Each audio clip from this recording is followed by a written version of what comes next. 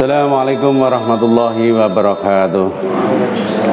Alhamdulillahilladzi arsala rasulahu bil huda wa dinil haq liyudhhira 'ala dini kullih walau karihal musyrikun. Asyhadu an la ilaha illallah wa la syarikalah wa asyhadu anna Muhammadan abduhu wa rasuluh. Amma ba'd. Alhamdulillah, pertama kita panjatkan puja dan puji syukur kehadirat Allah Subhanahu wa taala yang mana kita masih diberi kesehatan, keimanan, ketakwaan untuk bisa menjalankan perintah-perintah Allah, salah satunya thalabul ilmi. Alhamdulillah, pada kesempatan malam hari ini minggu kemarin kita libur dan minggu ini alhamdulillah kita bisa bertemu muka kembali membahas bab 11 tentang cakupan dinul Islam.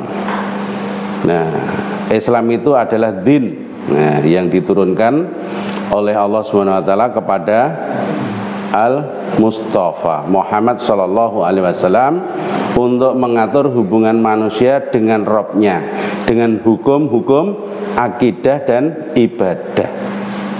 Ya, dengan dirinya sendiri, ya, dengan akhlak, hukum-hukum makan dan pakaian, dan dengan manusia yang lain dengan hukum-hukum muamalah dan uqubat. Artinya apa? Kalau kita membahas lebih detail lagi tentang dinul Islam, ya, saudaraku sesama muslim, ya, sesuai judul, ya, ini kami sampaikan materi dakwah kita, ya, membahas tentang dinul Islam. Dinul Islam itu bersifat, ya, berasal dari bahasa Arab yang jika diterjemahkan ke dalam bahasa Indonesia menjadi agama Islam. Sementara agama itu sendiri merupakan satu persatu peraturan untuk pedoman bagi manusia agar tidak kacau, ya. Islam adalah agama Allah untuk seluruh umat yang mengatur hidup dan kehidupannya agar selamat bahagia dunia akhirat. Amin. Ya, dinul Islam itu, ya, mengandung pengertian yang dalam dan sangat luas, ya. Dengan demikian apa? Bagi yang telah memahami, ya, dan menghayatinya, ya, diharapkan dapat dengan ikhlas dan sadar mengamalkan nilai-nilainya yang terkandung di dalamnya. Tujuan dinul Islam itu merupakan suatu arah yang harus dicapai oleh setiap muslim dan muslimah. Dengan mengetahui tujuannya, maka akan timbul ghiroh atau semangat mengabdikan diri kepada Allah Subhanahu wa taala, ya.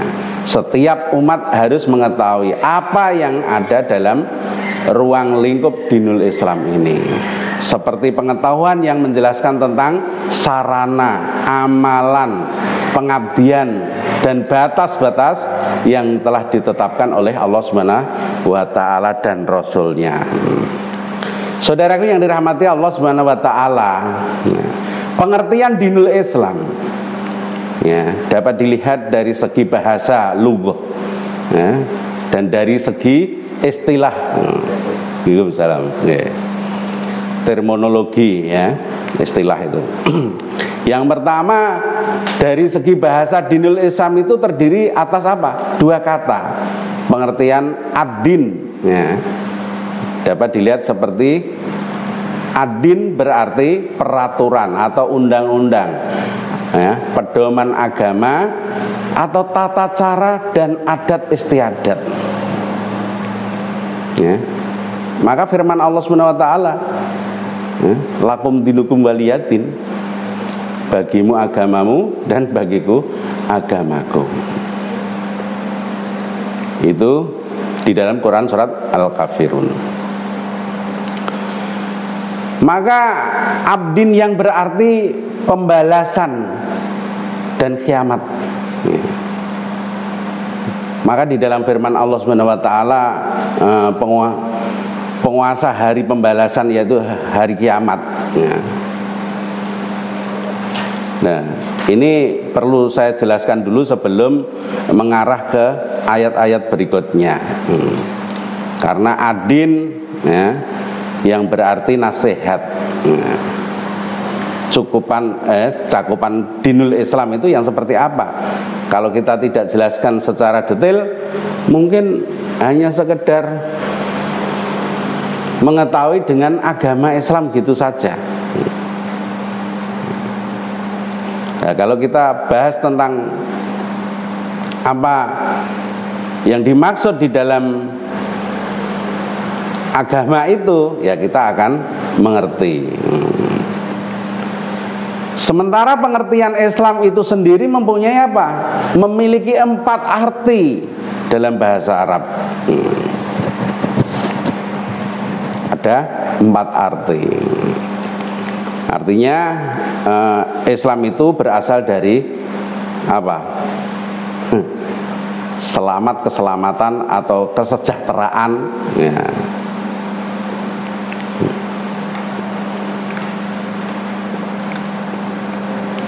Ada juga ya, dengan kitab lain ya. Kitab itulah yang Allah Subhanahu wa taala menunjukkan ya, orang-orang yang mengikuti keridhoannya apa? Ke jalan keselamatan ya. Dan apa?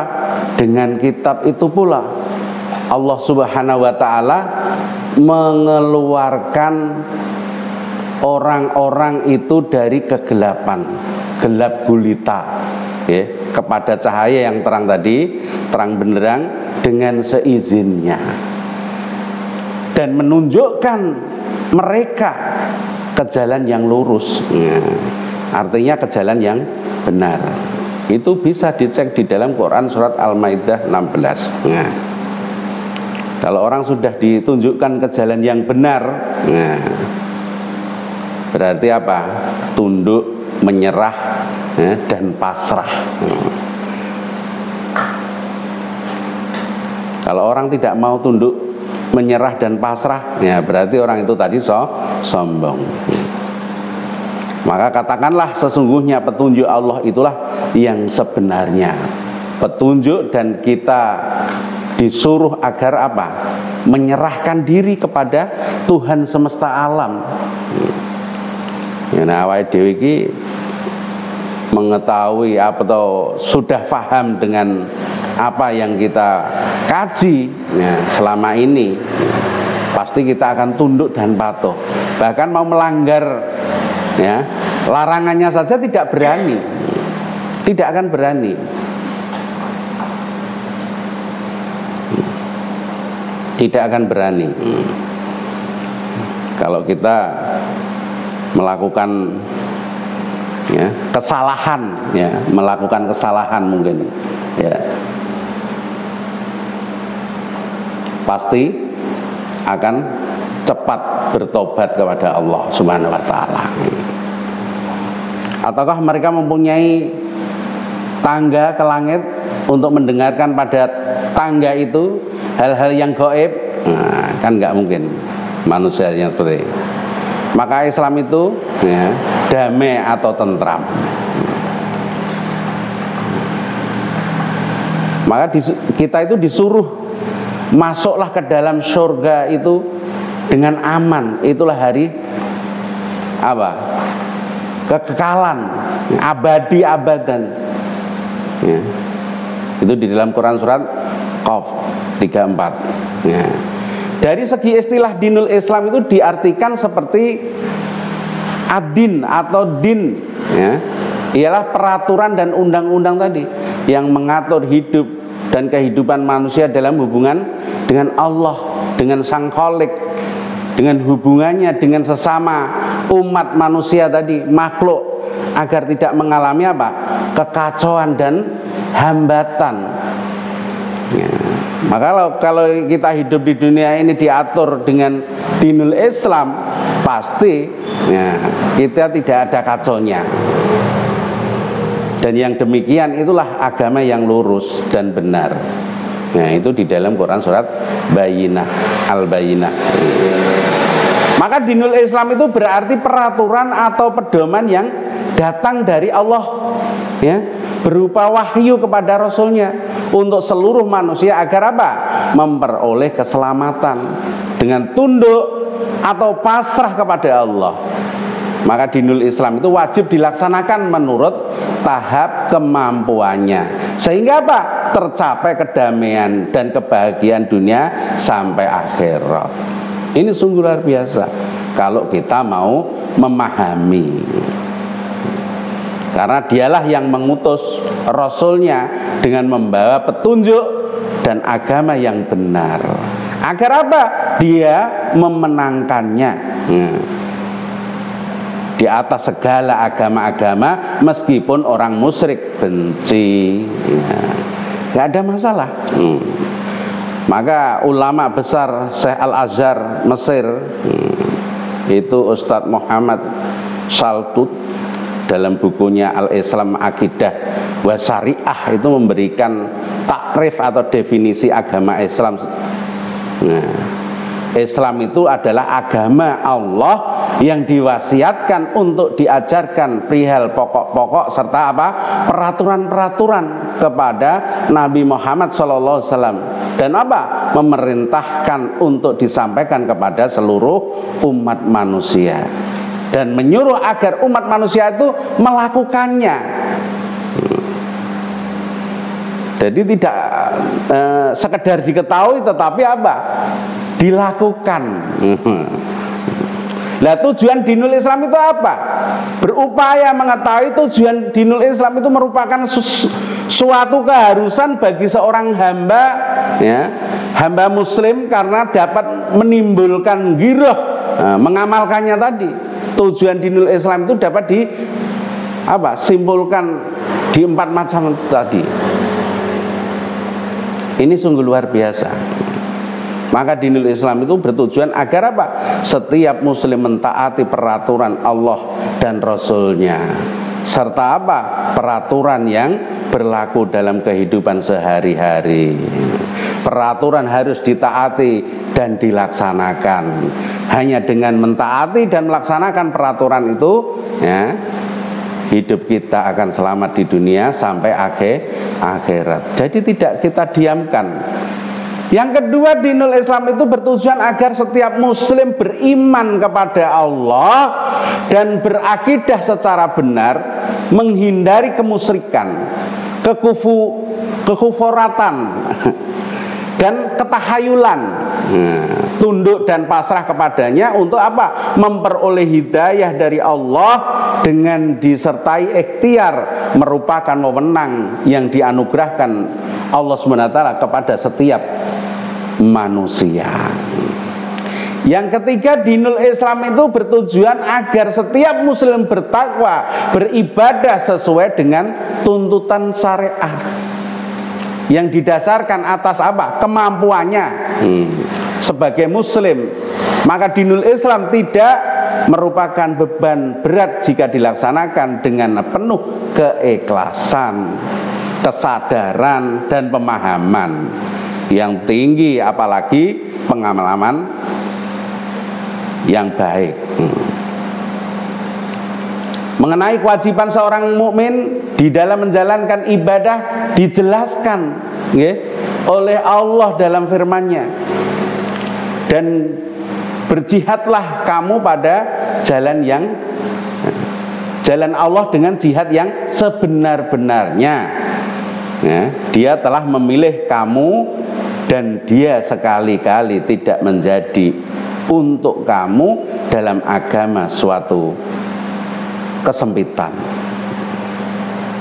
Yang keempat, dinul Islam itu bertujuan agar setiap muslim berakhlak mulia, beramal soleh, bergaul dengan memelihara hubungan dengan semua makhluk Allah. Selain itu, setiap muslim harus berusaha memelihara lingkungan dan melestarikannya untuk memperoleh kedamaian dan ketentraman. Maka perhatikan hadis Nabi SAW. bekerjalah untuk duniamu seakan-akan engkau akan hidup selamanya, dan beribadahlah untuk akhiratmu seakan-akan engkau akan mati esok pagi. Ini di hadis riwayat Ibnu Majah. Bagaimana dengan ruang lingkup dinul Islam? Ruang lingkup dinul Islam itu mencakup sarana dan prasarana, amalan ibadah dan batas-batas dinul Islam.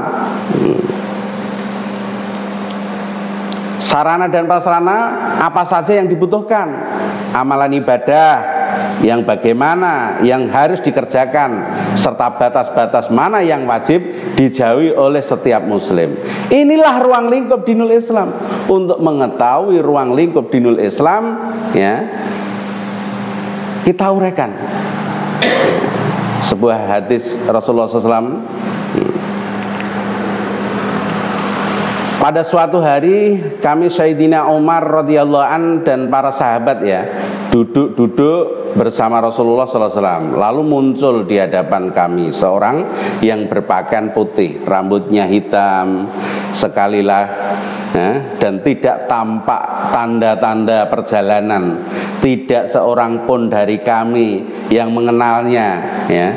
Dia langsung duduk menghadap Rasulullah dan kedua telapak tangannya diletakkan di atas paha Rasulullah SAW. Seraya berkata begini, "Ya Muhammad, beritahu aku tentang Islam." Lalu Rasulullah SAW menjawab, "Islam ialah bersahadat bahwa tidak ada Tuhan kecuali Allah dan Muhammad Rasulullah, mendirikan sholat, menunaikan zakat, puasa Ramadan, dan mengerjakan haji apabila mampu." Setelah itu dia bertanya lagi, "Kini beritahu aku tentang iman." Rasulullah SAW juga menjawab, "Beriman kepada Allah, malaikat-malaikatnya, kitab-kitabnya, rasul-rasulnya, hari kiamat, ya, dan beriman kepada qadar baik dan buruknya." Orang itu lantas berkata, "Beritahu aku tentang ihsan." Rasulullah menjawab, "Beribadah kepada Allah seolah-olah Anda melihatnya, walaupun Anda tidak melihatnya, karena sesungguhnya Allah melihat Anda." Ya. Dia bertanya lagi, "Beritahu aku tentang azab kiamat," maksudnya. Rasulullah menjawab, "Ya ditanya, tidak lebih tahu dari yang bertanya." Setelah itu dia bertanya lagi, "Beritahu aku tentang tanda-tandanya." Rasulullah menjawab, "Seorang budak wanita melahirkan nyonya besarnya, orang-orang tanpa sandal, setengah telanjang, melarat, dan pengembala unta masing-masing berlomba membangun gedung bertingkat." Ya. Setelah itu orang itu pergi menghilang dari pandangan mata, ya. Lalu Rasulullah SAW bertanya kepada Sayyidina Umar radhiyallahu an, "Hai Umar, tahukah kamu siapa orang yang bertanya tadi?" Lalu Umar maksudnya menjawab, "Allah dan Rasulnya lebih mengetahui." Rasulullah SAW lantas berkata, "Itulah Jibril datang untuk mengajarkan agama kepada kalian." Itu hadis riwayat Muslim. Maka dari kisah tersebut dapat diketahui bahwa ruang lingkup dinul Islam itu meliputi rukun Islam, rukun iman, dan ihsan. Ihsan merupakan masalah pengabdian, ketaatan kepada Allah, ya, Rasul dan sesama makhluk, ibadah umum atau setiap ibadah termasuk dalam ihsan yang menumbuhkan takwa, keikhlasan, dan kesadaran. Maka peringatan Rasulullah SAW tentang hancurnya lingkungan akibat umat lalai terhadap hari akhir. Naudzubillah min dzalik. Dan carilah, ya, pada apa yang telah dianugerahkan Allah kepadamu, kebahagiaan negeri akhirat, ya, dan janganlah kamu melupakan kebahagiaanmu, kenikmatan duniawi, dan berbuat baiklah, ya, kepada orang lain sebagaimana Allah telah berbuat baik kepadamu, dan janganlah kamu berbuat kerusakan di muka bumi ini. Sesungguhnya Allah tidak menyukai orang-orang yang berbuat kerusakan. Adapun yang menjadi batas-batas dinul Islam itu segala yang berakibat kerusakan, baik terhadap diri sendiri maupun masyarakat dan lingkungan. Demikian juga yang dilarang dan diharamkan, sebab semua itu mendatangkan kerusakan. Kalau kita tidak sadar yang seperti ini, ya pasti kita membuat kerusakan. Maka bersabda Rasulullah SAW, dan sesungguhnya bagi setiap raja memiliki batas berupa larangannya. Ingatlah larangan Allah adalah apa-apa yang diharamkannya. Ini di dalam hadis riwayat Bukhari Muslim. Iya. Kalau kita tidak ada larangan, tidak ada aturan, mungkin ya semena-mena. Nah, karena kita takut kepada Allah, ya pasti kita tunduk dan patut. Ciri-ciri dinul Islam, bagaimana ciri-ciri? Dinul Islam itu memiliki ciri-ciri khusus yang menunjukkan adanya perbedaan agama Islam dengan agama lainnya di dunia ini. Ciri-cirinya apa? Adalah Islam sebagai agama fitrah, penyempurnaan agama lain, pendorong kemajuan, dan sebagai pedoman hidup. Islam sebagai agama fitrah. Agama fitrah artinya agama yang sesuai dengan tuntunan fitrah manusia. Misalnya tentang kebersihan, Islam memerintahkan agar penganutnya berkhitan sunat, ya, untuk menjaga kebersihan dalam ibadah tadi. Menjaga kebersihan itu sendiri merupakan fitrah manusia. Maka sesuai firman Allah SWT, maka hadapkanlah wajahmu dengan lurus kepada agama Allah dan tetaplah Allah, ya. Tetaplah atas fitrah Allah yang telah menciptakan manusia menurut fitrah itu. Tidak ada perbuatan, ya, pada fitrah itu ada perubahan fitrah itu. Tapi kenyataannya, ya, kita tidak ada. Itu di dalam Quran surat Ar-Rum, bisa dicek. Maka Islam sebagai penyempurna agama lain, ya, dinul Islam itu menyempurnakan agama sebelumnya. Syariat dinul Islam sangat luas. Apa yang belum pernah diajarkan oleh nabi-nabi terdahulu dalam dinul Islam. Diajarkan misalnya adanya muamalah, waris dan munakahat dalam Islam, okay? Islam itu sebagai pendorong kemajuan. Dinul Islam itu sangat mendorong pemeluknya untuk menggunakan akal. Maka Al-Quran itu menyebutkan berkali-kali tentang peranan akal pikiran, misalnya gitu, seperti itu. Apakah kamu tidak memikirkan? Ya. Apakah kamu tidak melihat? Coba perhatikan bagaimana unta diciptakan, ya. Itulah dinul Islam. Sungguh luar biasa. Islam sebagai pedoman hidup, ya. Syariat dinul Islam memberikan tuntunan cara beriman yang benar dan bertuhan yang jelas. Syariat dinul Islam juga memberikan tuntunan dalam beribadah untuk melakukan pengabdian kepada Allah secara teratur dengan waktu yang teratur pula, ya, dan mensucikan harta yang tidak mementingkan diri sendiri, tetapi ada aturannya seperti zakat, infak, dan hadanah atau memelihara anak, ya. Ciri-ciri dinul Islam, itulah ciri-ciri dinul Islam yang secara ringkas, ya, dan masih perlu dijelaskan lebih luas lagi. Nah, sekarang kita bahas tentang ayat ini yang menunjukkan Allah tabaraka wa ta'ala berfirman, a'udzubillahi minasyaitonirrajim. Al-yauma akmaltu lakum dinukum wa atmamtu alaikum nikmati wa raditu lakumul islami dina. Ya. Pada hari ini telah aku sempurnakan agamamu, ya. Untukmu telah aku cukupkan nikmatku bagimu, dan telah aku ridhoi Islam sebagai agamamu.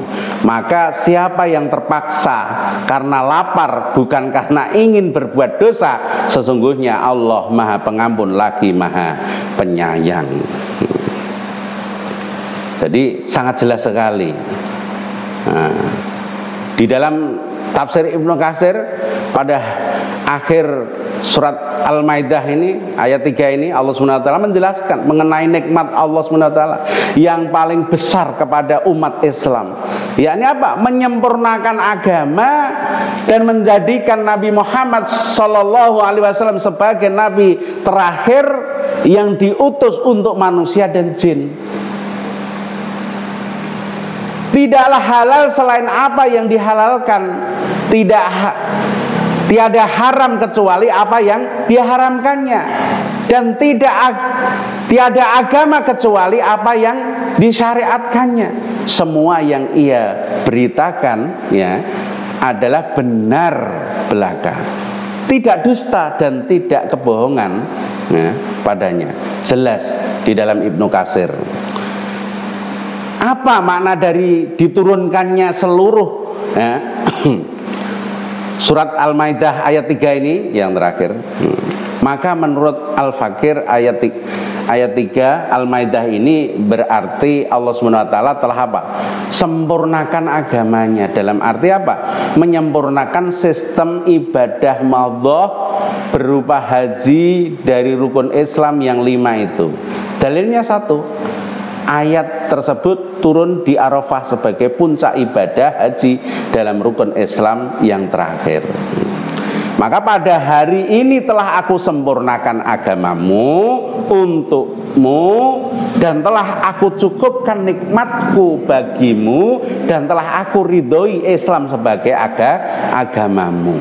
Tetapi barang siapa dalam keadaan terpaksa dibolehkan memakan makanan yang diharamkan oleh ayat ini tadi, karena lapar, bukan karena ingin berbuat dosa loh ya, maka sesungguhnya Allah Maha Pengampun, Maha Penyayang. Kuwi nek awake dhewe keluwen nang tengah alas gene apa-apa enake bangke, ya, utawa yang lainnya sakjane dimakan haram, tetapi karena itu untuk menahan lapar tadi, ya, nggak apa-apa, boleh. Dilanjut di dalam Quran surat An-Nahl ini, ya,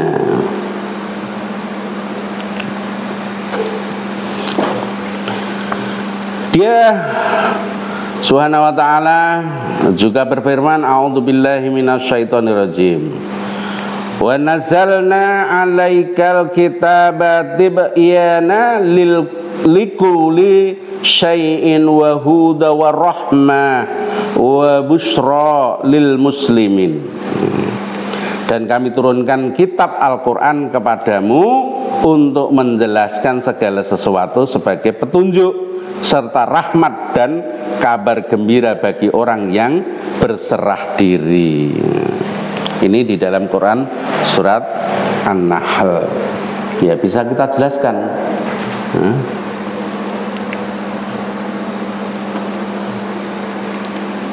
Dan kami turunkan kitab Al-Quran kepada kamu, ya, secara berangsur untuk menjelaskan kepada manusia prinsip-prinsip umum segala sesuatu sebagai petunjuk menuju jalan kebenaran dan kedamaian, serta rahmat dan kabar gembira bagi orang yang berserah diri sepenuh hati kepada Allah.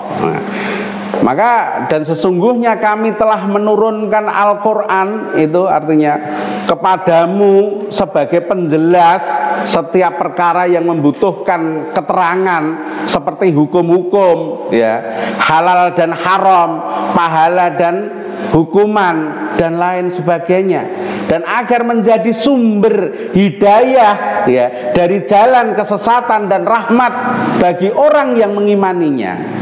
dan melaksanakannya, dan kabar gembira yang baik bagi kaum mukminin tentang baiknya ya tempat kembali mereka. Dan kami mendatangkanmu wahai Rasul sebagai saksi atas seluruh umat ya. Kami menurunkan Al-Quran kepadamu agar kamu menjelaskan apa yang memerlukan penjelasan, apa yang memerlukan penjelasannya, berupa halal dan haram tadi pahala dan hukuman dan selainnya. Dan kami menurunkannya sebagai hidayah bagi manusia kepada kebenaran, rahmat bagi siapa yang beriman kepadanya dan mengamalkan keduanya, mengamalkan kandungannya, dan sebagai berita gembira bagi orang-orang yang beriman kepada Allah dengan apa yang mereka tunggu-tunggu, yaitu kenikmatan abadi di akhirat nanti. Firman Allah Subhanahu wa taala, "Wanzalna 'alaikal kitaba tibyana lil kulli syai'." Dan kami turunkan kepadamu Alkitab, Al-Quran ya toh, untuk menjelaskan segala sesuatu. An-Nahl 69. Ibnu Mas'ud itu mengatakan bahwa telah dijelaskan kepada kita di dalam Al-Quran ini semua ilmu ya dan segala sesuatu. Jadi semua ilmu dan segala sesuatu. Kalau menurut Mujahid telah dijelaskan di dalam Al-Quran semua perkara halal dan haram. Maka pendapat Ibnu Mas'ud lebih umum dan lebih mencakup. Karena apa? Sesungguhnya Al-Quran itu mencakup semua ilmu yang bermanfaat, menyangkut berita yang terdahulu dan pengetahuan tentang masa mendatang. Disebutkan pula semua perkara halal dan haram, serta segala sesuatu yang diperlukan oleh manusia dalam urusan dunia, agama, penghidupan, dan akhiratnya. Wahuda ya, dan sebagai petunjuk. Sebagai petunjuk. Buat siapa? Ya buat manusia yang berhati apa? Mulia. Wa rahmah wa busra lil muslimin, serta rahmat dan kabar gembira bagi orang-orang yang apa? Berserah diri. Ini awake dhewe iki enggak mau berserah diri terus piye? Sing digoreki rahmate Allah bergembira. Ya, sing berserah diri ya bergembira kepada Allah Subhanahu wa taala. Diberitahu ayat ini adalah ya, orang ini harusnya taat. Ya. Al-Auza'i mengatakan sehubungan dengan makna firman-Nya, dan kami turunkan kepadamu Alkitab atau Al-Quran tadi untuk menjelaskan segala sesuatu. Ya, Quran surat An-Nahl ini yang dimaksud dengan menjelaskan dalam ayat ini ialah apa? Menjelaskan Al-Quran dan As-Sunnah. Segi kaitan yang terdapat antara firman Allah Subhanahu wa taala yang mengatakan ya, dan kami turunkan kepadamu Alkitab ya, dengan firman-Nya yang mengatakan dan kami datangkan kamu Muhammad ya, menjadi saksi atas mereka tadi. Ini dimaksudkan hanya Allah yang lebih mengetahui bahwa Tuhan yang mewajibkan atas kamu untuk menyampaikan Al-Quran yang diturunkan kepadamu, kelak Dia akan menanyakan hal tersebut pada hari kiamat. Hari kiamat akan ditanyakan.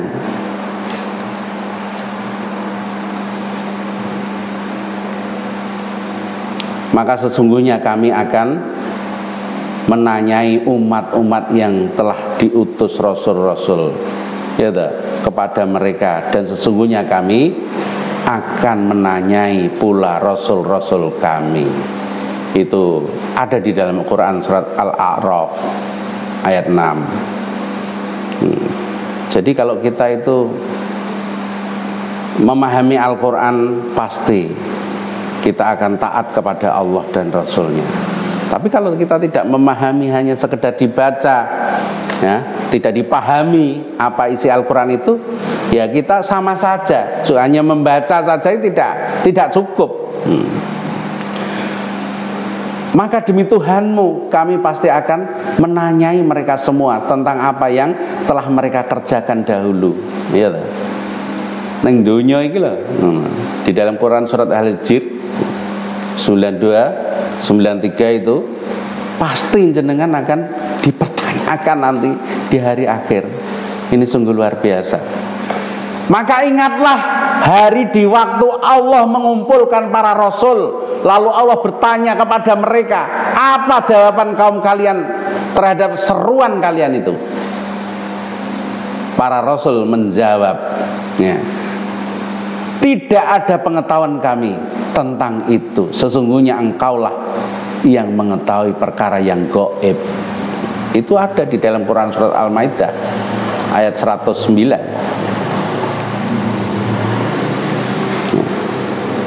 Maka hati-hati hidup di dunia ini, tidak hanya sekedar kita hidup, tapi tahu tujuan hidup kita itu. Itulah Islam, itulah dinul Islam. Sesungguhnya yang mewajibkan atasmu laksanakan hukum-hukum Al-Quran, benar-benar akan mengembalikan kamu ke tempat kembali. Ya, di akhirat, Pak. Tempat kembalinya kita itu di akhirat nanti. Maksudnya apa? Sesungguhnya Tuhan, ya, yang telah mewajibkan atas kamu untuk menyampaikan Al-Quran benar-benar akan mengembalikan kamu kepadanya, ya. Dia akan mengembalikan kamu pada hari kiamat dan akan apa? Menanyai kamu tentang penyampaian apa yang telah diwajibkan atas dirimu. Demikianlah menurut salah satu pendapat yang ada, dan pendapat ini menyampaikan alasan yang cukup baik.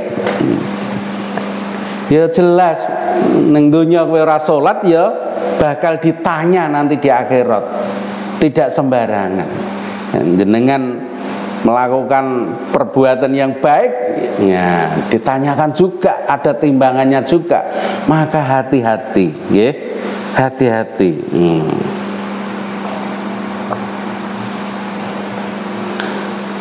Maka tidak halal bagi seorang muslim setelah memahami dua ayat yang khot'i ini di dalam Quran surat Al-Maidah dan Quran surat An-Nahl ini, untuk menyatakan bahwa ada satu saja di antara perbuatan-perbuatan manusia yang tidak diberikan status hukum oleh syara, ditinjau dari aspek manapun, gitu. Harusnya jenengan pahami. Kalau tidak paham, ini melakukan perbuatan yang melanggar hukum syara, ya, melanggar aturan Islam, ya berarti tidak paham.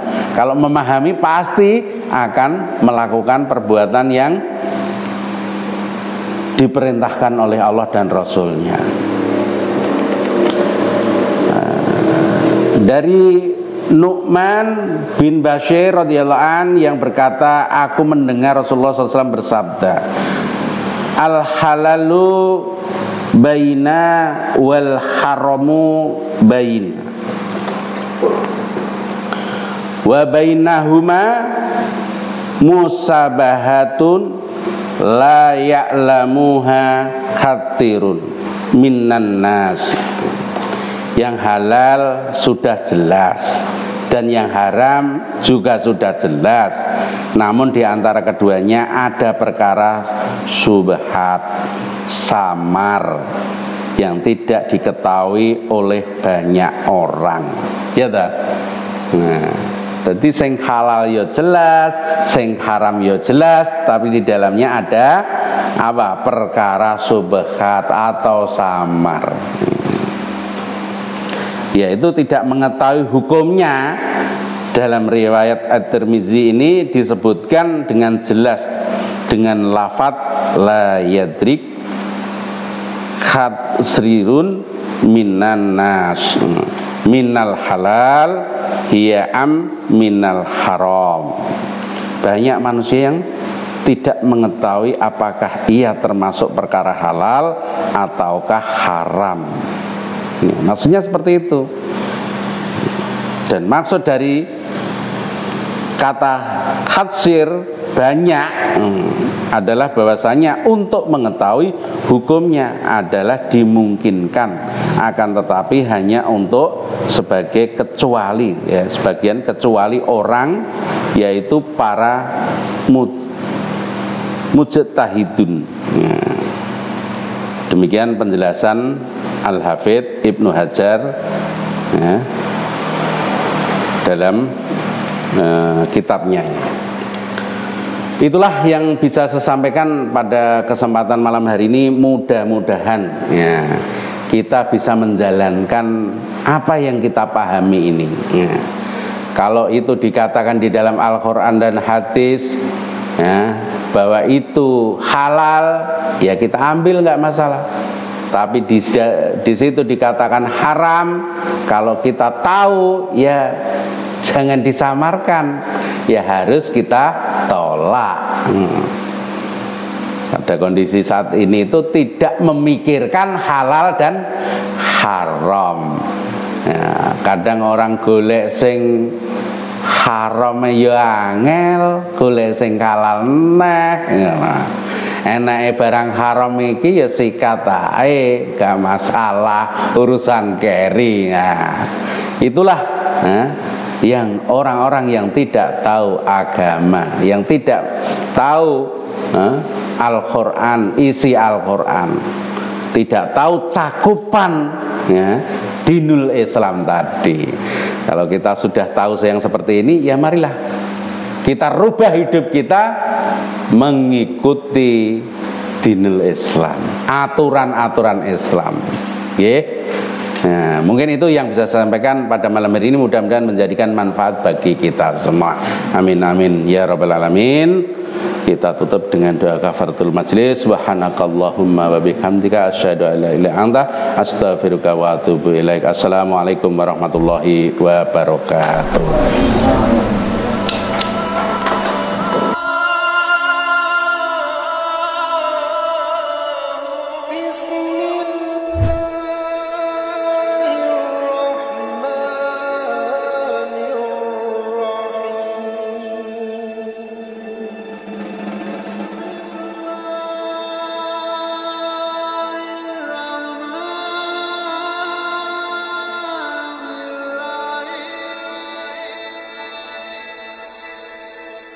Bismillah.